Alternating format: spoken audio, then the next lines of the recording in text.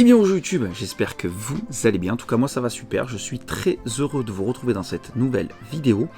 Alors, vidéo qui m'a été indirectement inspirée, tout simplement parce que j'ai pas mal de personnes autour de moi qui me disent en ce moment j'aimerais acheter un PC portable, qu'est-ce que tu me conseilles, tu peux m'aider à chercher un PC portable. Et je me suis dit que ça pouvait faire un très bon sujet de vidéo, étant donné que vous êtes peut-être vous aussi en recherche d'un PC portable. Donc pour être honnête, à la base PC portable c'était pas trop mon truc. J'en avais acheté un, donc le Dell G3 que j'avais présenté sur la chaîne. Si vous n'avez pas vu la vidéo, je vous invite à aller la voir. Donc ce Dell G3 je l'avais acheté à la base en PC secondaire, surtout quand j'allais en déplacement ou autre.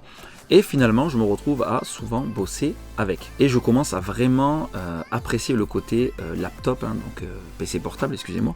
Et je commence vraiment à apprécier ce côté mobile de mon ordi qui est plutôt sympa étant donné que je peux bosser où je veux. Et pour être honnête, je pense même que je garderai le Dell G3 en PC secondaire, mais le gros PC qui est là va peut-être laisser place à un PC portable, mais avec une grosse config équivalente à ce qu'il y a dedans. Donc voilà, alors le sujet de cette vidéo c'est de vous aider à trouver votre PC portable. Alors avant de vous donner les quelques conseils et comment rechercher votre PC portable, la première chose qu'il faut que je vous dise, c'est déjà d'établir tous vos critères. Déjà, ça vous aidera à faire une présélection du type d'ordinateur sur lequel vous allez vous orienter. Est-ce que vous allez faire que de la bureautique? Est-ce que vous allez faire de la bureautique, un peu de gaming? Est-ce que vous allez faire exclusivement du gaming? Est-ce que vous voulez faire du gaming mais avec par exemple tout en full, en 4K? Voilà, définissez bien vos critères. Déjà c'est une première chose à faire et ça va déjà vous faire un tri parmi le gros marché actuel du PC portable, parce qu'il est évident que si vous utilisez votre ordinateur en tant qu'étudiant pour juste prendre quelques notes et regarder des films sur Netflix, ou que vous voulez un PC professionnel pour faire du montage vidéo ou de la 3D, il est sûr et certain que vous n'allez pas du tout établir les mêmes budgets. Il va y avoir un monde en termes de budget entre les deux machines. Et si vous avez établi vos critères, ça vous aidera à rechercher beaucoup plus vite. Donc déjà, premier conseil. Deuxième conseil, prévoyez déjà un budget. Dites-vous, voilà, je peux mettre entre 2 et 300 euros. Et je dis bien entre 2 et 300, entre 200 et 220, entre 190 et 210. Enfin, prévoyez plutôt une fourchette. Parce que souvent les gens me disent, ouais, j'ai 200 euros pile poil, pas 1 euro de plus. Alors, c'est souvent un peu compliqué, surtout quand vous mettez des budgets à la baisse comme ça. Il faut savoir qu'un PC portable, selon la config que vous avez, ça peut chiffrer. On va dire qu'en moyenne, on est entre 200 et 1000 euros pour un ordi portable, selon la configuration. Donc c'est assez large. Alors essayez dans la mesure du possible de ne pas trop vous brider en termes de budget. Enfin, je ne dis pas de mettre un budget limité, mais essayez de prévoir une petite fourchette, d'avoir un petit peu de marge, au cas où vous auriez une bonne occasion et qui serait peut-être un petit peu au-dessus du budget de base. Donc dernier conseil que je vais vous donner, et ça c'est quelque chose qui va parler à tout le monde, vous allez voir qu'en termes de processeurs, vous avez Intel et AMD. Ce sont les deux gros fabricants de processeurs qu'on a actuellement. Et souvent il y en a qui ont des a priori, oui moi j'aime que Intel, j'aime pas AMD ou vice versa. Donc ne vous bridez pas avec ça. Pensez à vos critères, voilà, et après vous choisissez un PC en fonction de ça. Pas de oui, Intel c'est mieux que AMD ou autre. Sachant que AMD, il y en a qui ont beaucoup d'a priori. Donc c'est vrai que moi les deux PC que j'ai là sont sur Intel, mais ma précédente configuration était un PC en AMD et j'en étais très content. J'avais le Ryzen 7 2700X et rien à dire, même en termes de montage vidéo, voilà, c'est très performant. Donc ne vous bridez pas avec ça ou n'écoutez pas les on-dit, les machins. D'ailleurs, si vous souhaitez à l'occasion une vidéo entre un petit peu les différences et mon ressenti en tant qu'utilisateur entre AMD et Intel, dites-le en commentaire, j'en ferai sûrement une vidéo, ça peut être intéressant aussi. Donc voilà, c'était les 3 petits conseils que je vous donne avant d'attaquer cette vidéo. Donc après, une fois qu'on a nos critères, notre budget et qu'on n'est pas bridé psychologiquement sur le choix du processeur, on va avoir plusieurs types de marchés qui vont s'offrir à nous. Le neuf, l'occasion, et comme je l'avais dit dans une précédente vidéo, la location. On y reviendra aussi à la fin, j'en parlerai à la fin parce que souvent c'est la solution qui plaît le moins, mais je vais en parler quand même parce que ça peut des fois dépanner certains. Donc dans le marché du neuf, ben voilà, c'est l'open bar, vous avez tout ce que vous voulez, tous les prix, voilà, et des sites internet, il y en a beaucoup. Donc moi, ce que je fais, j'essaye de prendre un site en général pour rechercher mon ordi. Je prends un site, un gros site, c'est discount, matériel.net, là où ils ont du choix. Je cherche l'ordi, voilà, je cherche par rapport à mes critères. Je voulais tel processeur, au minimum, par exemple, une carte graphique dédiée et pas un chipset graphique. Je voulais 8 Go, 16 Go de RAM. Enfin bref, une fois que j'ai bien mes critères, comme je le disais au début de la vidéo, je prends un gros site où je sais qu'il va y avoir du choix et je cherche. Voilà, je dégrossis par rapport à mes critères et je regarde un petit peu déjà le prix sur ce site-là. Moi, c'est exactement ce que j'ai fait pour trouver mon Dell. Une fois que j'étais parti sur le modèle du Dell G3, parce que en ayant fait ceci, alors moi je l'avais fait sur plusieurs plusieurs sites, bon, vous n'êtes pas forcément obligé, ça peut prendre beaucoup de temps, mais je pense qu'il faut quand même prendre le temps avant de dépenser des sommes de ce style-là. Et une fois que j'avais trouvé le modèle, donc le Dell G3, ben, je suis allé sur Google tout simplement et j'ai tapé Dell G3 3590 2019. Parce que j'avais vu qu'il y avait la version 2018 qui était beaucoup moins chère, mais elle était aussi reconnue pour avoir pas mal de problèmes. Donc voilà. Ce qui nous amène aussi à toujours bien vérifier les avis et les notes que laissent les clients sur les sites marchands. C'est un petit conseil que je balance ici comme ça vite fait. Mais quand il y a des notes, regardez-les, lisez les commentaires. Il y a 400 pages de commentaires, lisez-les parce que vous pouvez avoir au début toute une série de commentaires qui a été bien. On sait qu'il y a certains sites qui magouillent avec ça. Et en fait, vous allez tomber après sur les véritables commentaires où là, oui, vendeur c'est un escroc, le produit c'est pas bon.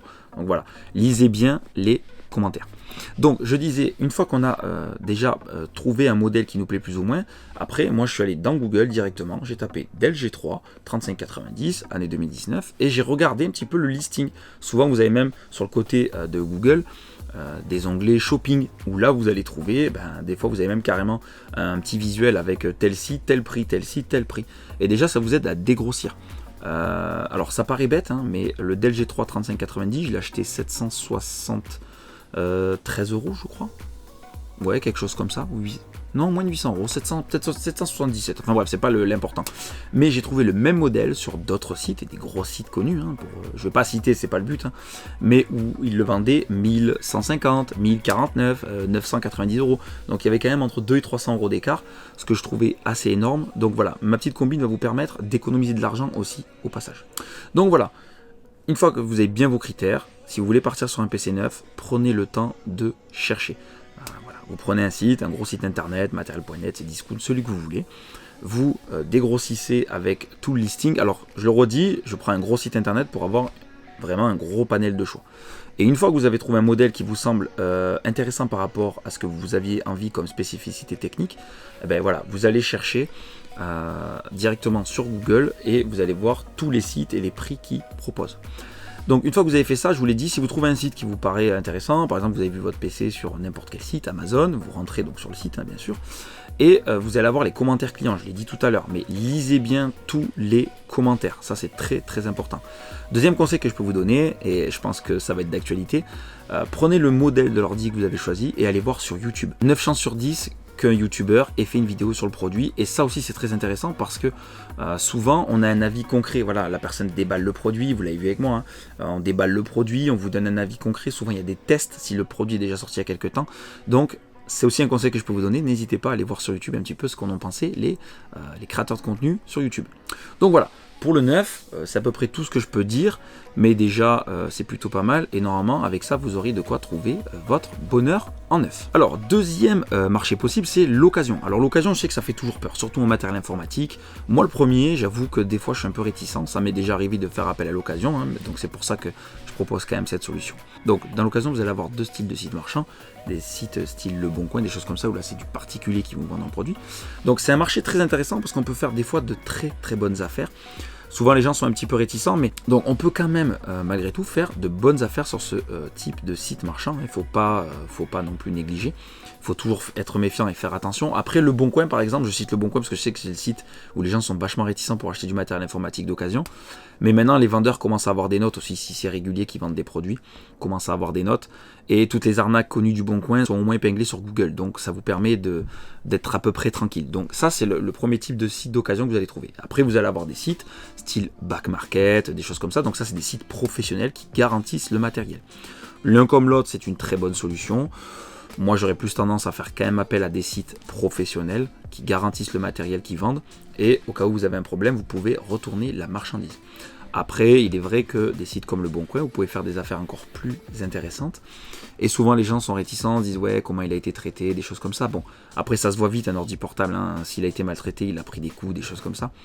Et n'oubliez pas que vous achetez un ordi, même s'il n'est pas hyper récent, il n'y a pas de SSD, tout ça, c'est pas très grave. Un SSD aujourd'hui, ça vaut pas trop cher. On peut rechanger de la RAM si on trouve le PC un peu mollasson. Voilà.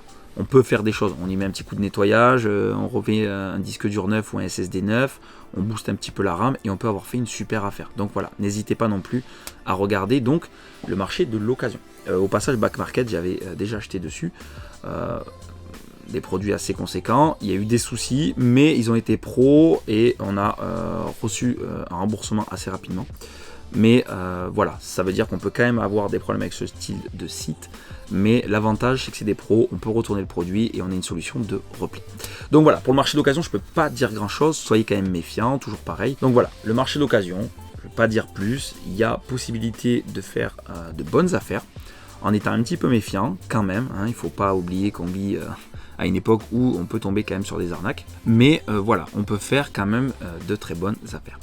Et donc, la dernière solution que je vais vous donner, c'est la solution de la location, que je peux trouver aussi être une bonne solution, surtout si vous n'avez pas un gros budget. Ça peut être une solution envisageable. Donc, on va reparler toujours du même site, parce qu'au final, en termes de location, je les connais surtout eux. Je crois que Cdiscount se met à faire de la location.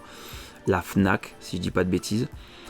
Mais voilà, ça peut être une bonne solution. Sur Boulanger Location, j'ai fait un petit peu le topo avant de faire cette vidéo. Je regarde toujours un petit peu, je me renseigne avant de faire une vidéo quand même. Mais sur Boulanger Location, c'est pareil, vous pouvez avoir des PC portables qui sont très corrects. Vous avez un peu de tout. Vous pouvez avoir du PC fait pour de la bureautique jusqu'au gaming hardcore, j'ai envie de dire. On peut démarrer à une trentaine d'euros, peut-être un petit peu moins, et après on peut monter à plus de 100 euros selon le PC que vous voulez. Donc voilà, ça peut être une solution si vous n'avez pas forcément un gros budget. Je vous rappelle qu'avec Boulanger Location, en tout cas, vous pouvez au bout de 12 mois soit arrêter le contrat ou changer pour avoir un produit beaucoup plus récent. Donc je trouve que ça peut être une solution aussi pour ceux qui n'ont pas forcément les moyens. Donc voilà, je pense pas avoir grand chose à dire de plus. Je vous ai donné toutes mes astuces pour rechercher un ordi. En tout cas, ce que je viens de vous dire là, c'est ce que j'ai fait pour trouver mon ordi portable. C'est les 3 solutions que j'ai aussi envisagées moi-même pour chercher un PC portable. J'aime bien quand je fais une vidéo, vous parler de choses en me mettant comme si c'était pour moi. Je vous fais la vidéo et je me dis, si moi je chercherais tel type de produit, quel type de vidéo j'aimerais trouver sur YouTube. Je trouve que c'est plus sympa et c'est plus concret aussi.